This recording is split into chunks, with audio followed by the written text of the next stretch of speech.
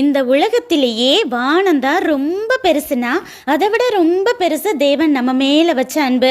எப்படின்னா, முற்காலத்தில் நினிவேங்கிற ஒரு டவுன், அதில் இருக்கிற ஜனங்கள் எல்லாம் தேவ பயம் இல்லாமல் தான் இஷ்டப்படி வாழ்கிற துன்மார்க்கர்களாக இருந்தாங்க.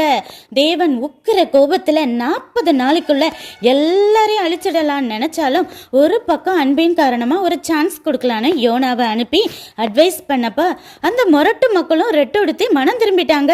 உடனே தேவனும் அவங்கள அழிக்காம காப்பாத்திட்டாரு. பாத்தீங்களா அவர் அன்பை, இறக்கத்தை? எனக்கு ஏசுங்கிற பேர் மட்டும்தானே தெரியும், என்னையுமா நேசிக்கிறார்னு கேட்டா ஆமாங்க, வாலிப வயசுல இந்த ரகசிய பாவத்தை விடணும்னு நினைக்கிறேன், ஆனா முடியல. இந்த அடிமையவா ஏசு நேசிக்கிறான்னு கேட்டா ஆமாங்க.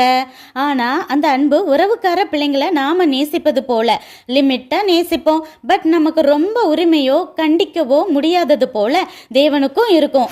அதே நம்ம வயிற்றுல பிறந்த பிள்ளைங்கன்னா உரிமையா கண்டிப்போம், கோபப்படுவோம், கொஞ்சுவோம். நாம சேர்த்த சொத்து, வாகனங்கள், ட்ரெஸ்ஸு, ஜுவல்ஸ் எல்லாம் நம்ம பிள்ளையே தானே செய்யறோம். அப்படித்தானே நீங்களும் உங்க பாவத்தை தனியா ஏசப்பாட்ட சொல்லி அறிக்கை செஞ்சு விட்டுட்டு இயேசுவை சொந்த ரட்சகரா ஏற்றுக்கொண்டீங்கன்னா நீங்களும் இயேசுவின் சொந்த பிள்ளையா மாற முடியும். அப்பதான் அவருக்கு சொந்தமான நித்திய ஜீவன், அதாவது பரலோகத்துக்குள்ள நீங்களும் நுழைய முடியும். நீங்க ஏசப்பாவுக்கு உறவுக்கார பிள்ளையா இல்ல சொந்த பிள்ளையா இருக்க விரும்புறீங்களா?